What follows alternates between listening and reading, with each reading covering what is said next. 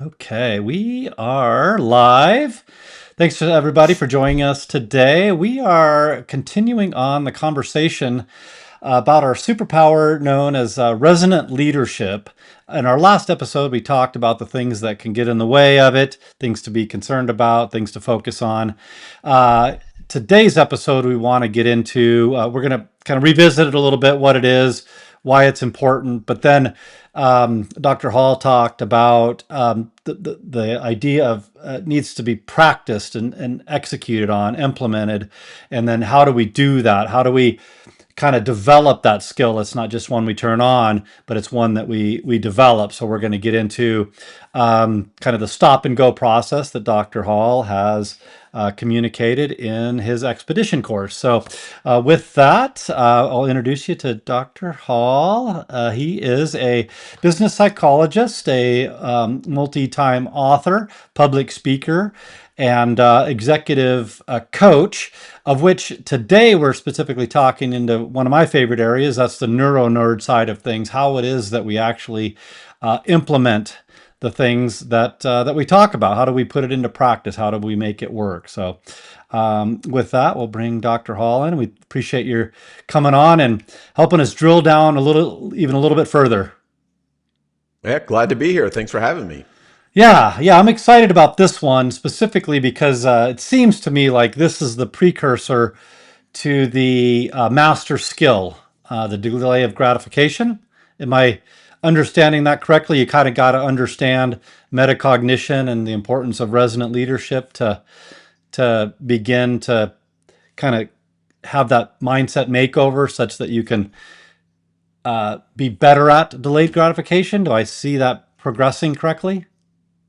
So the master skill is the delay of gratification, and it requires uh, two pieces: the ability to monitor yourself, that's metacognition, to be able to think about your thinking, and then Mm-hmm. to be able to control your thinking and to control your emotions. That's how you tell yourself no. That's how you regulate yourself. Mm-hmm. Then resonance is how you then monitor the emotions of others. So that's the awareness of other people's emotions, empathy, and their and guessing at their thoughts. And so metacognition. So I'll distinguish two concepts. Metacognition is being able to think about your own thinking. Mm-hmm. Then there's a concept related to empathy called the theory of mind. Mm. And the theory of mind is that when I look at you, Jerod, I believe you're thinking, and I believe you're reacting to me. Unlike, say, you know,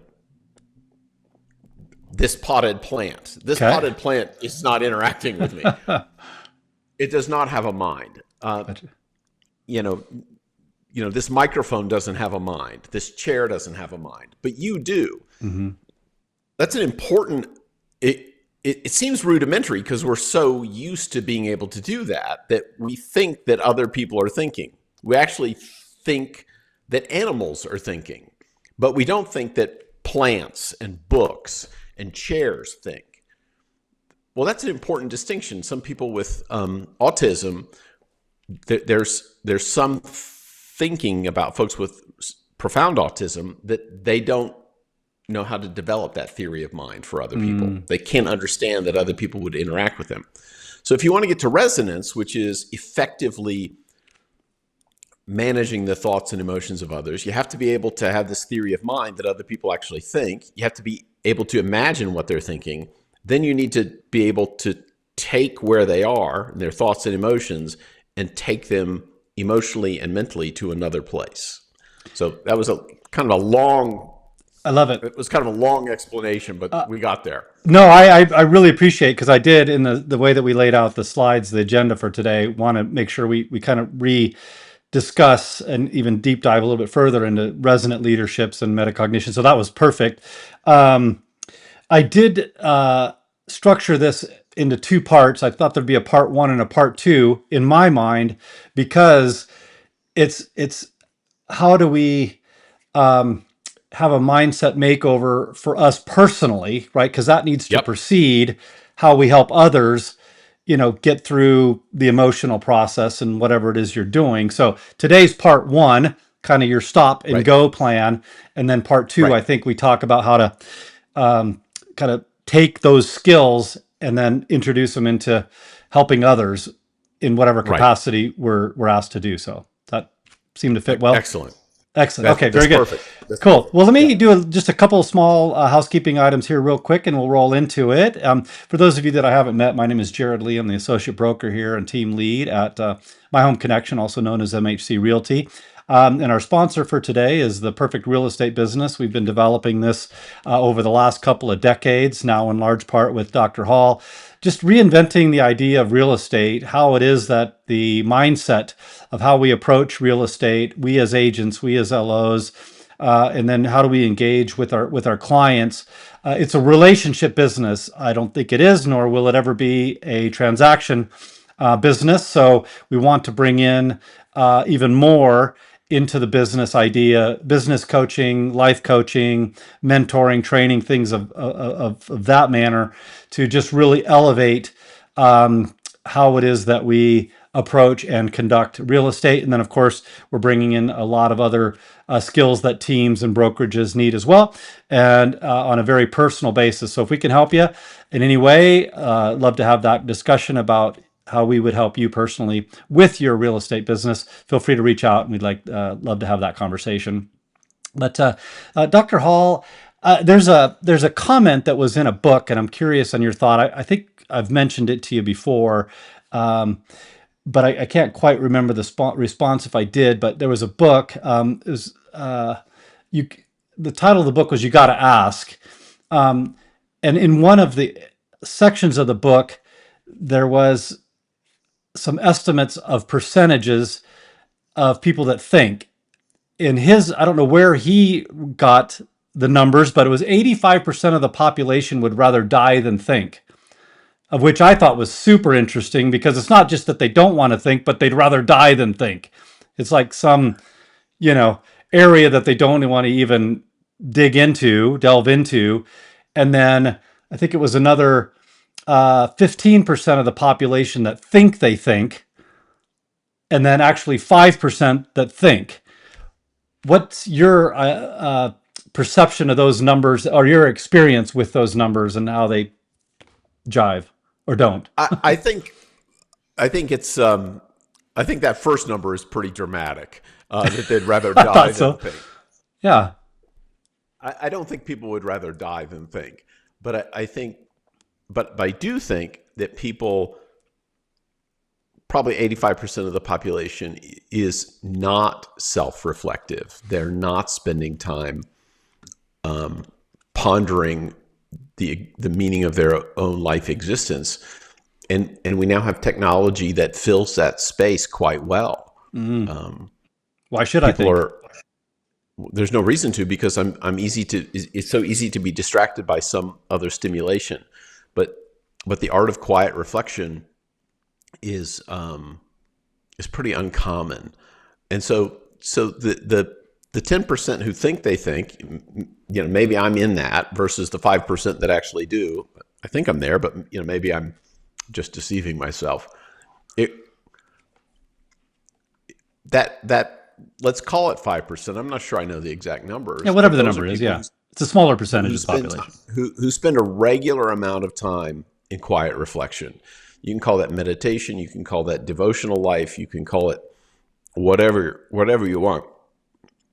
I like the term quiet reflection because that term doesn't alienate people. So people who like the term meditation, people who like the term in their devotions, they don't get turned off by that phrase. But it really is much of the same kind of thing that people are doing. Quietly activating the default mode network and then directing their mind wandering in a positive direction and in a fruitful direction.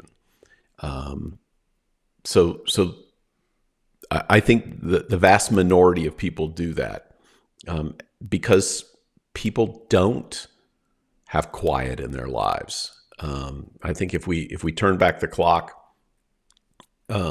maybe 100 years into the 1920s, you know, they were just getting electricity. They were just getting telephones. They were, just getting automobiles. And so people walked places You're and probably they thinking a walked lot. outdoors and they had a lot of time to think. Yeah. Mm-hmm. Or they were in conversation with people while they were walking, as opposed to plugged into their devices. So there was more time available to spend time in quiet reflection. And then when we talk next time about interacting with other people, there was more time to interact meaningfully with other people. Well, let's dig into a little bit more of the importance of thinking. I know we've briefly touched on this in other episodes, but if you just simplify it to, are you a sheep? You know, maybe it's the 80% isn't I'd rather die than think. It's just I'd prefer not to think. Why should I? Why should Um, I? Somebody else is doing it. And we have AI now that does it for me. yeah. And I think that's extremely dangerous, right? Because we get told what to think all over the place, right? Media, advertisement, friends, everybody's in some way, everything's kind of trying to tell us how to think. And if we Yeah. don't have, is it critical thinking? Meaning the ability to say, hey, I'm going to take some data, some information from this source, and then some more from this source, and then more from this source, so that I can put this together and I can formulate how what I do think about something, or am I just parroting what somebody else said? Leaders, right? Successful leaders, I think, would do more of the data accumulation and then formulating their leadership plan based upon a lot of different sources instead of just blindly following. Yes. So when we talk about leaders, though, we're not talking about people who are in positions of power, because not everyone in a position of power is a leader. Right. What you're talking about is the ability to have a process for assimilating information and evaluating it. Mm-hmm. And that really needs to be taught. So there are a lot of people in positions of power, in positions specifically in political positions, and I'm not going to speak of any particular people, who don't really know how to think, but they do know how to create a really good ad. So I think we have people who don't think, who are, quote, leaders, though, I don't really view them as leaders. I just view them as powerful people because of their position. Mm-hmm. But to be able to think really does require training. It requires a mentor who will help you monitor and manage your thinking. All of the, if you look back in history, all of the Stoic philosophers, they all learned from somebody else. And if you look at Plato, no, let me make sure I get this right. Yeah, if you look at Socrates, he learned from Aristotle, who learned from Plato. They all had teachers, and to teach them how to think. And so it's important that we all learn how to think. Yeah.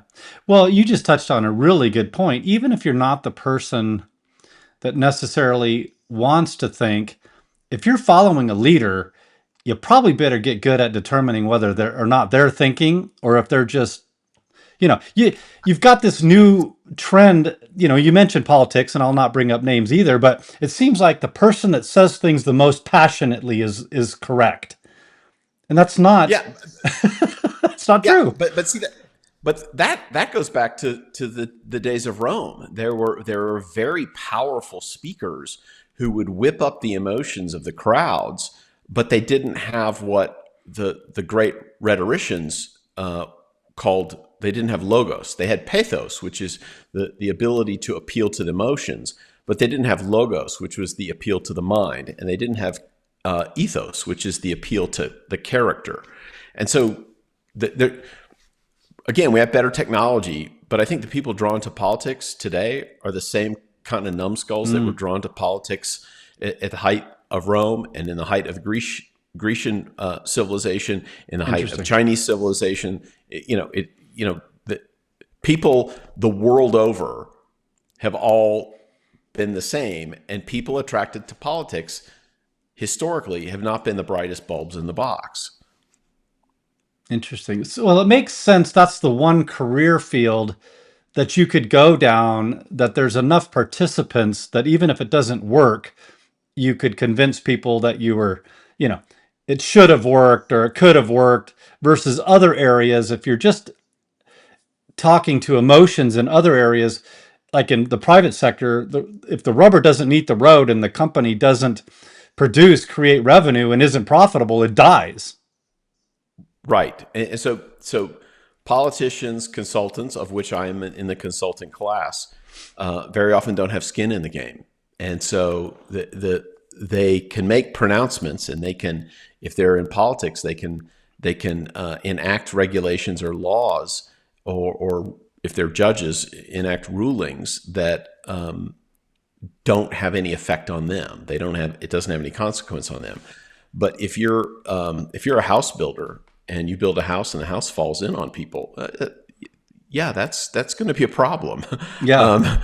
And they're going to come back and get you. So construction workers have skin in the game, because if the house falls down, if the toilets don't flush, the owner will come back to the person who did the work, and you can trace it.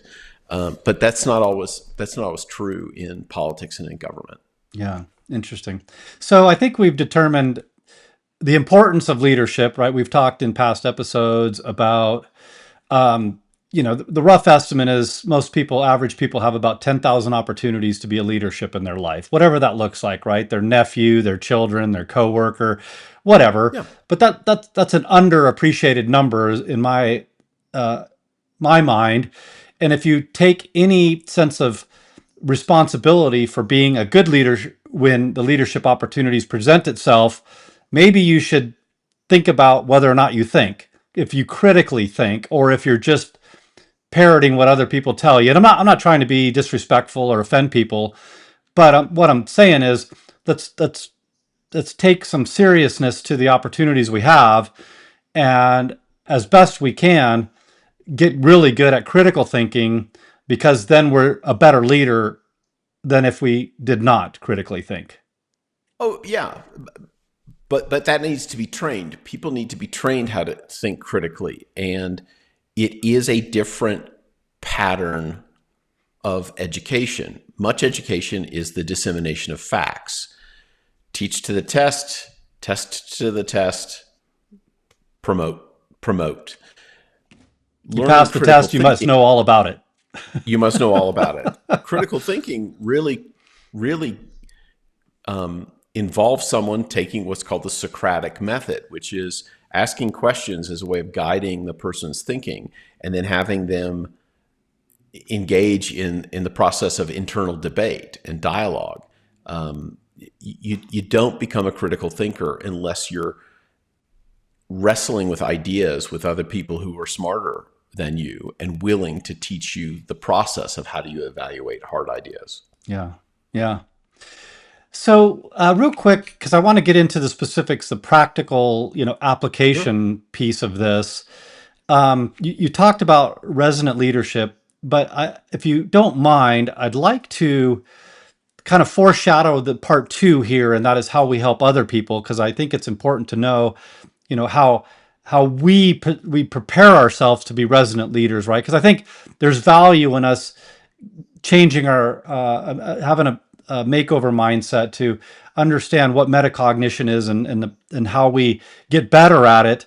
But I want to foreshadow part 2 a little bit more, because I think that's when we're the most helpful, is when we help other people. It's not just ourselves, but we take that now new skill and move it forward. And I was wondering if you could repeat the swing analogy, because I think that one's super important to kind of give a visual of what that resonant or non-resonant, what's the opposite? Dissonant. Thank you, leader.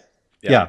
So the analogy I've used with you is that if you're on a swing and someone's pushing you, if they're pushing you at the same frequency that you're swinging, you'll actually swing higher. and that means they're in resonance with the frequency of the swing. Dissonant means that they push you when you're on the downswing, or they push you sideways, so it isn't getting in that flow. excuse me, jarring, or it's uncomfortable, or yeah, yeah. and you don't make progress. So it's important that that leaders be able to understand the speed with which people are going, the frequency, the for lack of a better term, the vibe of what's happening, Yeah. and connect at that level. If they don't, then they'll be dissonant. They'll be like, and I know this is an old analogy, like fingernails on a chalkboard. I mean, it'll be disconcerting. It'll be unpleasant. It'll be jarring to people. So it's important. It's important to have that. And it's just be a situation you're gonna, whether consciously or subconsciously, look to pull yourself away from sooner than later. So Oh yeah, if if you're a you leader meet a that doesn't dissonant leader, understand that, why did my client go MIA on me? Well, because you're a dissonant leader. right? Um, People who are following leaders, if they become dissonant, they'll go find somebody else because it's uncomfortable, it's frightening, it's disconcerting. So they'll find somebody else, and they're not going to tell you, "Boy, you seem like we're not really getting along, and we're not really Nope. grooving real well." And they're not going to say that; they're just going to leave. Right. So if you continually have people leave over and over again, you'll or people who are off-putting, or just trying to find a way to get rid of you, Yeah.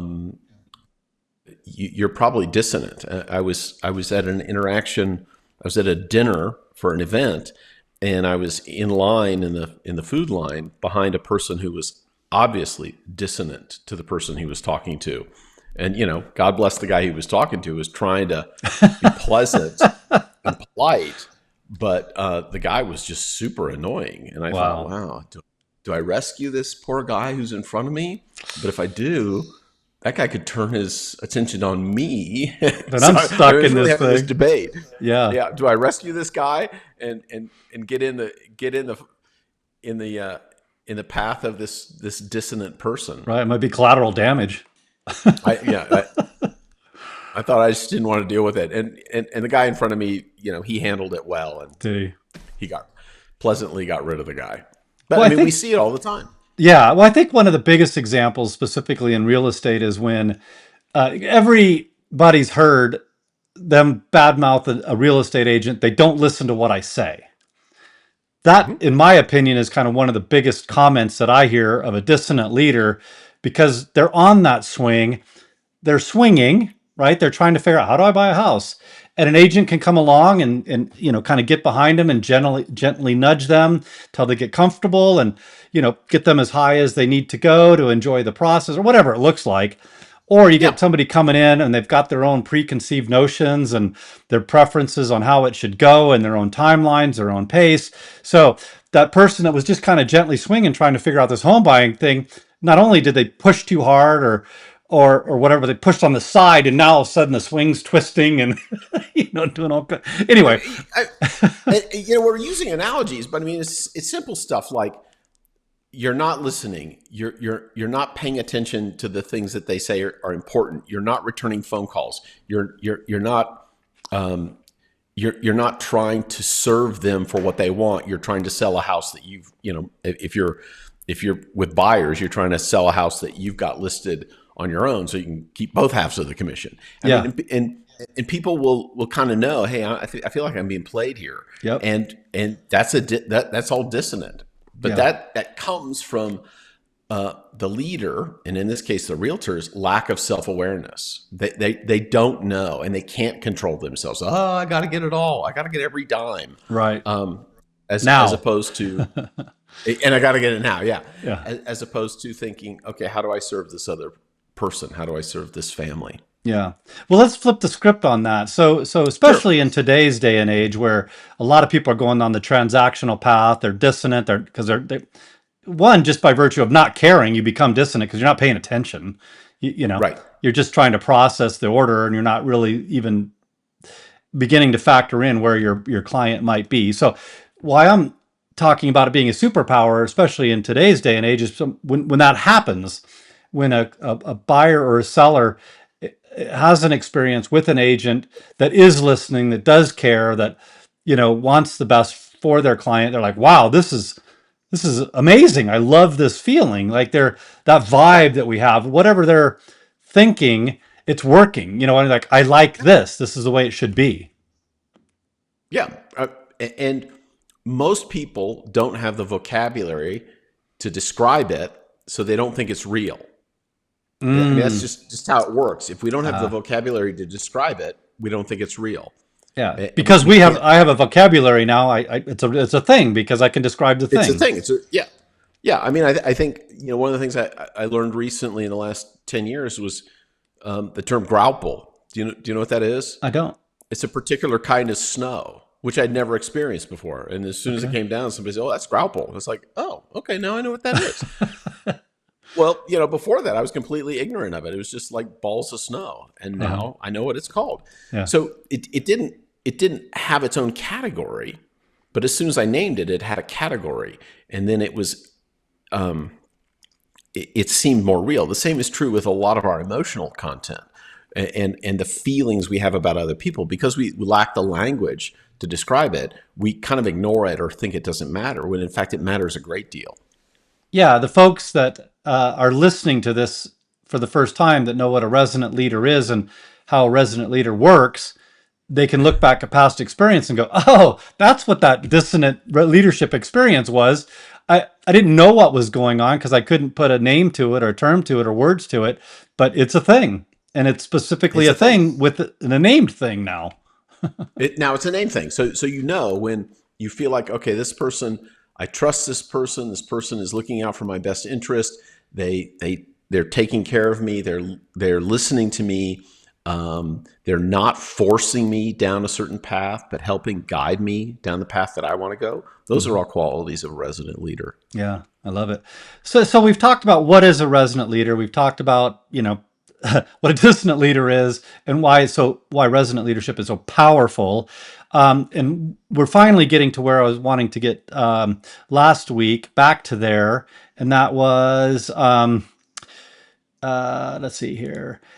The application you mentioned, it's not a skill that just gets flipped on like a light switch. It's Right. something you have to Right. practice and repractice and get better at, of which, thanks to you, over the many years, understanding metacognition and the importance of critical thinking, it happens a lot faster because I understand the sequence and I understand my own presuppositions now to a large extent, and I can revisit how that's factoring in. But and I talked about my kind of description of the process I go to. It's quiet the mind, analyze the mind, and elevate the mind, of which in your expedition course, you more succinctly call it stop, right? Stop, think, observe, and plan, which I think is beautiful. Um, This is Whatever helps you. stolen. I think it's not my Oh, own thing. It's gotcha. stolen. Yeah, but let's dig into that, because this is how you practice the thing, right? You can't just say I want to be a critical thinker, and tomorrow I'm better at critical thinking, and I'm a leader.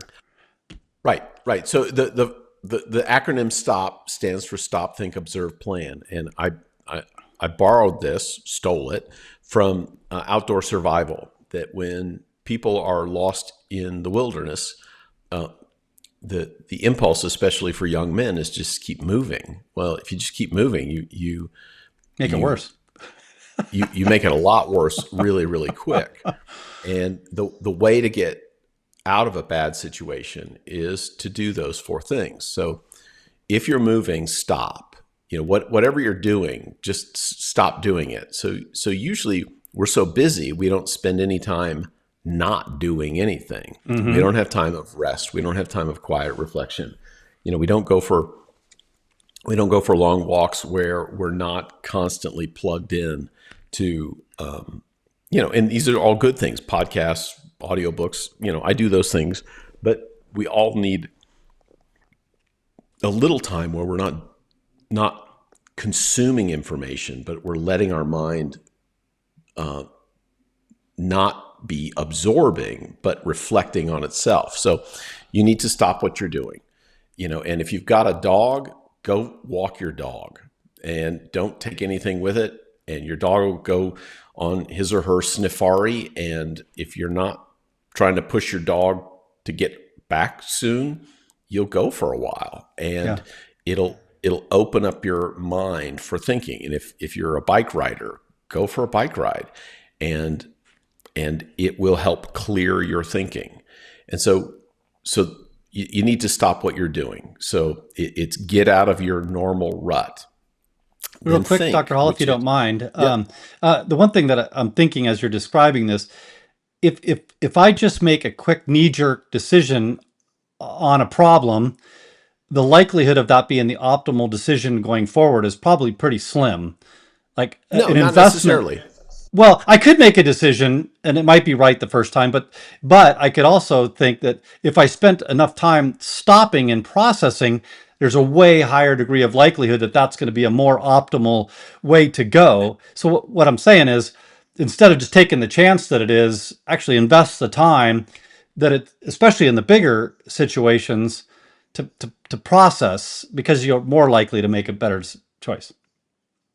And I guess what I was getting at is that with time and with practice and quiet reflection, pretty soon complex decisions become very easy because you've Okay, rehearsed them.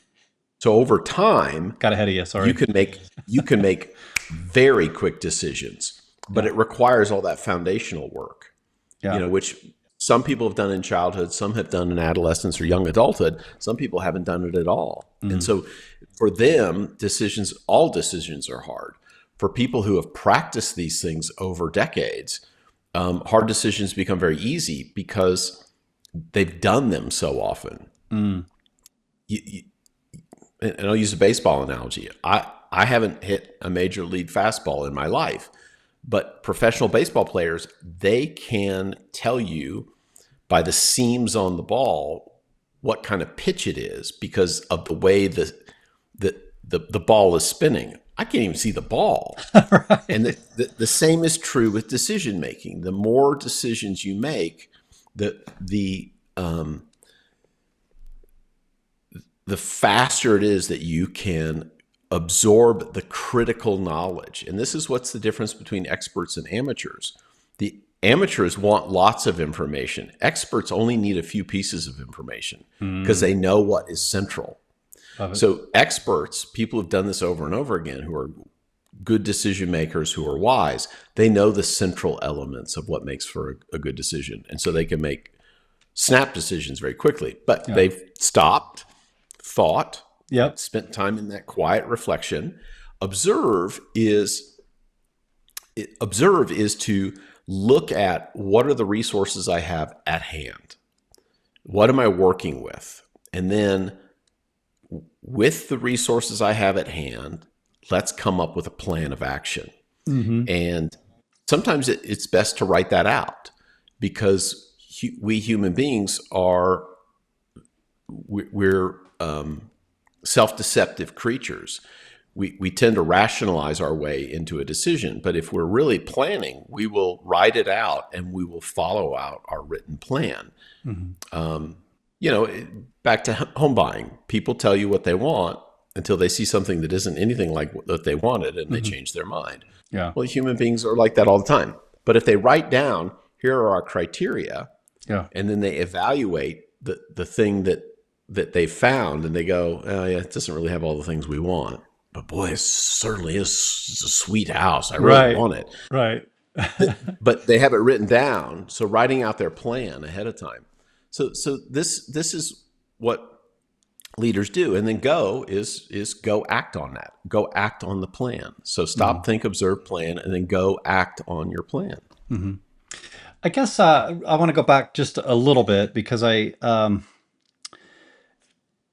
want to interject, and hopefully this is common, that when you stop and you observe, um, the quieter that I've made my mind, the more I can observe.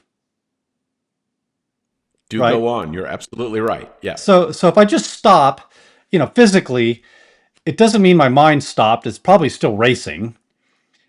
Mm-hmm. And if I pay attention to what's coming to my mind first and foremost. Okay, why did that thought come into play? Is that a good thought? Does that thought translate to a good emotion, to a good outcome?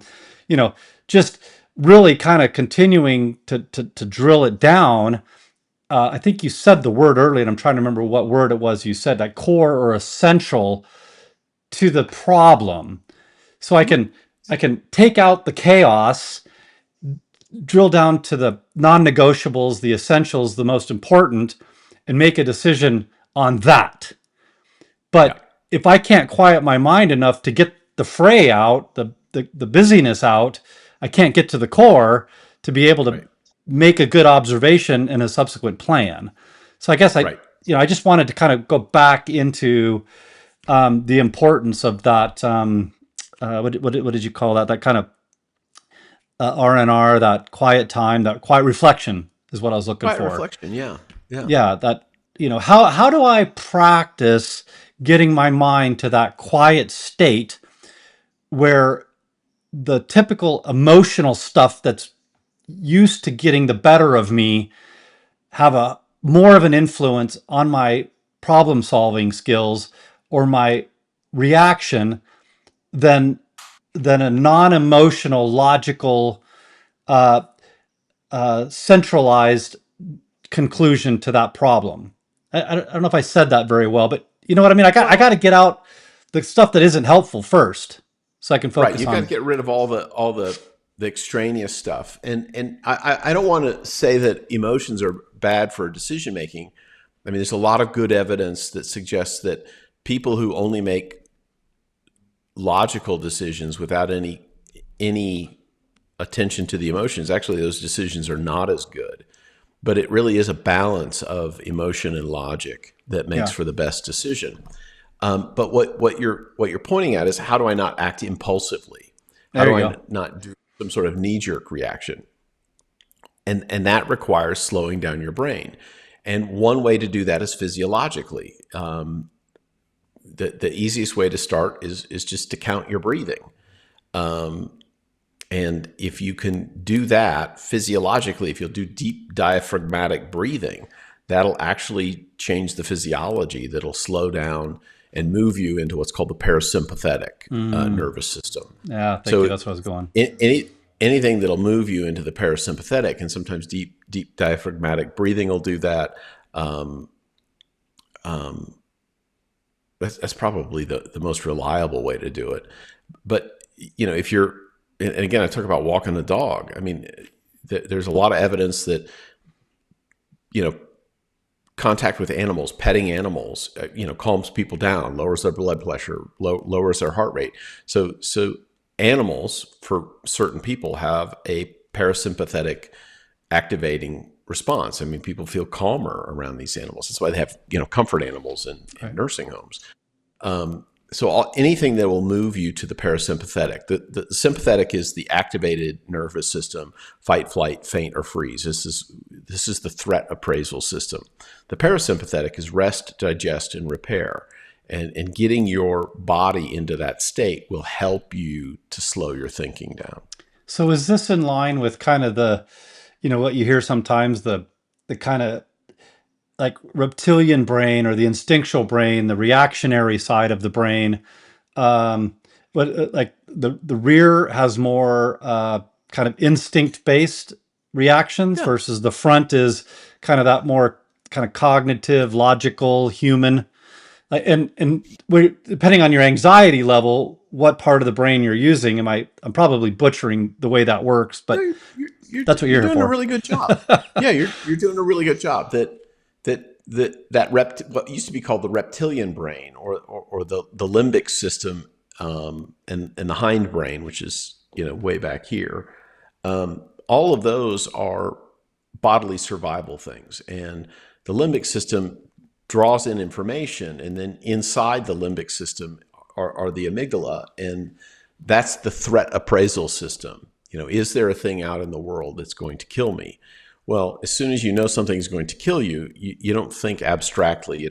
You don't slow down, and so you need what the prefrontal, this part up here, does is it is logic and it is abstract reasoning. but it's also self-regulation. And it's the way that we regulate the excesses of the threat appraisal system. So part of our brain is looking for danger, and as soon as it finds danger, it shuts down the prefrontal because it's not necessary. We don't need to be writing poetry and thinking about big thoughts. We need to make sure that snake doesn't bite us. Right. But with practice and rehearsal, you can the part of your brain in the prefrontal can limit and control the representation or the activation of those lower levels of the brain. But that requires practice and rehearsal. Yeah. That's what self-control is. Yeah. I've noticed, I had a friend say quite some time ago, years ago, that they never made a big decision the same day. And I've just held that as a core tenet for me as well. And I think in large part because what we're talking about, right? Like somebody's trying to sell me something, I'm trying to make a big life altering decision or whatever, just knowing I don't have to make it today. Yeah, there's probably going to be instances where you might have to. You just can't get around it. But generally speaking, sleeping on it, and doing whatever it takes to put yourself in a state to do all the things you're talking about is just a much wiser way to go about it. Well, I think part of it is it's which part of your brain is working best. If it is that reactive threat appraisal part, it's like, oh, there's a scarcity of resources. There's only going to be this one house, and if I don't put an offer on today, and I put the highest offer, and I don't spend the most amount of money, I'll never get the house, and I'll never be happy. And you go down that path, as opposed to, okay, if it's meant to be, it'll be here tomorrow. We're just going to think about it. And what happens is people don't really think about it, right? Because they don't want to think about it. No. They don't go through a pros and cons list later that night. Right. I mean, they don't really talk about it at any greater depth, but they've slowed themselves down to eliminate the urgency. Gotcha. And if they can eliminate that urgency, then it probably is going to be a better decision. Yeah. But they probably won't make a better decision. But it is a good idea to slow it down if what they're doing is slowing down that threat appraisal reactive part. Yeah. Well, I want to maybe foreshadow the part 2 of this, because I think this is where the power really kicks in, right? So if you're getting really good at everything we're talking about, you can manage, monitor, manage, and conduct your life in a slow, methodical, logical, with some emotional contributions to it. You just begin to be a wiser, mature, a more wiser, mature human being, right? You just do. So you do those things and you get better at it. So we're, talking about the skills, the details, and the practical application of doing that. So if we're going to foreshadow, moving forward, you got to get really good at this before you can even begin part 2, which is now you've got a buyer or a seller in a high anxiety state, right? Because this is not a small undertaking. And if you haven't nailed it on your side of the fence, how do you even begin to help them on their side of the fence? Right. And if you're not self-aware and then self-controlled, able to delay your gratification, able to do that master skill of telling yourself no, if you can't do that, then what happens is human beings, we tend to work in groups or in larger groups in a mob, and we take on a mob mentality, or we take on the idea of the group, and we stop thinking for ourselves. And great leaders are recognize that people are easily led when they're frightened, when their limbic system is turned on and their prefrontal is turned off. And so they really are recognizing, okay, I need to be a good steward of the trust people have put in me. So I have to be self-controlled so that I don't get myself amped up, so that my head trash isn't getting in the way to screw up this deal. Because because your clients need you Yeah. to be the spare prefrontal cortex, Yep. to be the one to help them make a better decision. Yeah, that's the spoiler alert that I want to give in part two is giving people the comfortable feeling, the confidence in your ability as a leader. Sorry, thought I canceled that. Um, Setting the stage of uh, we're going to stop when we need to stop, and I'm really good at identifying when we need to stop. And by the way, have every bit of confidence because I've done this a lot, and we're going to think through this collectively. You're not going to get caught off guard, and we're going to process all. So what I'm saying is, you're kind of taking these skills, and you're uh, kind of setting the stage for your client that this is what we're going to do. These are the behaviors we're going to exude when things get tough, right? Because there's often some kind of hiccup or road bump, But there always is. You're dealing with people and things that break. I mean, both of which are unreliable. Things break and people are Yeah. unpredictable. Yeah. So I'm just saying that kind of spoiler alert thing is like, this is what you're going to, once you've learned how to be really good at it, you're going to set the stage for this comfortable situation where a client go, okay, it's not if, but when we have to deal with something. And this is how we're going to do it. Um, so I just think, you're, in my opinion, always trying to far exceed your client's expectations, right? If you want repeat and referral business, people use you when you did a stellar job, or they refer you business when you did a stellar job. And these are the things that leaders do to get people to understand this person's really good at what they do. And it's not just because you knew more about title, you knew more about escrow, you knew more about inspections, you blah blah blah blah. That's not it. And they couldn't put a name to it like you said earlier, but they knew, man, that person just the whole process was It was under smooth. control. I felt good. I felt great at the end, as opposed to freaking out all the time. Yeah. They calmed me down. All of those things are important. They were honest with me.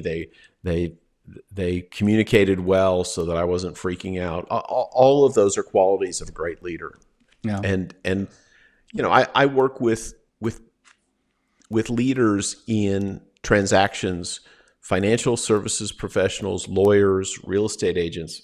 And in all those cases, you're dealing with either business owners or people who are planning for their retirement or people who are planning to buy a house. These are big transactions. And how many times have they done these transactions? 0 or 1. And so they need someone who's done this kind of thing dozens, if not hundreds of times, so that they have confidence that, okay, I don't need to know how to do this because somebody else is watching out for me. Yeah. And that will then calm them down and help them make a higher quality decision. Yeah. I love it. I love it. So what I would do, what I would recommend to the listeners, the viewers, is to just kind of get good at, quieting the mind, being in quiet reflection, just thinking and monitoring your thinking, and then going through the process that Dr. Hall, describes here and describes in his course. And then hopefully in part two, we can talk a little bit more about kind of your stories in DIY brain and how biologically we rewire our brain to think differently and what's involved in that process, and then how that translates to being the leader that your clients deserve for you to be. Right. Well, we'll give you maybe a little preview, which is that the more you do something, there's an old adage in neuroscience that what fires together wires together. So if you're having two parts of your brain fire together, the neurons activated at the same time, they'll actually get connected. They'll wire together. And so it's important that you do this firing, this rehearsal over and over again, because then it'll lay down what's called a neural pathway in your head so that it's easier to do the task the more you do it. I love it. I love it. Well, let's make sure that our listeners know how to best get a hold of you and your resources. Yeah, so probably the easiest way is to go to my website, drrogerhall.com, drrogerhall.com. On there, you can figure out how to get in touch with me. If you're looking for someone to be an executive consultant, you can find out about my public speaking, and you can find out about my books. I've got 3 out, Expedition, Staying Happy, Being Productive, and DIY Brain. And I'm working on my 4th book, which is DIY Leader Brain, which will be part of what we talk about next time. Very nice. And of course, the quiz, which is something most should at least take to. Yeah, this is the Freak Out quiz and the Worryometer. And then that you can find out about how to take a course of mine, which is called the Freak Out course, and something that Jerod and I put together. We filmed my Expedition course, which is based on my leadership guide. Awesome. I love it. Well, thanks again, as always, for your time and insight and the practical Absolutely. application of what it is that you talk about. There's nothing that annoys me much more than when you hear a lot of stuff and it just stops short of telling you how to do it. You're like this big high level stuff, and then you walk out going, okay, now That's all behind the paywall, right? right behind the paywall. Yeah, this is legit. This is how you go do this now. So I appreciate that a lot, and I'm sure our viewers and listeners do as well. So That's awesome. Thanks all for right, having Doctor. me. Yep. We'll look forward to part 2. Other than that, we'll wish everybody a blessed one. Take care. Bye.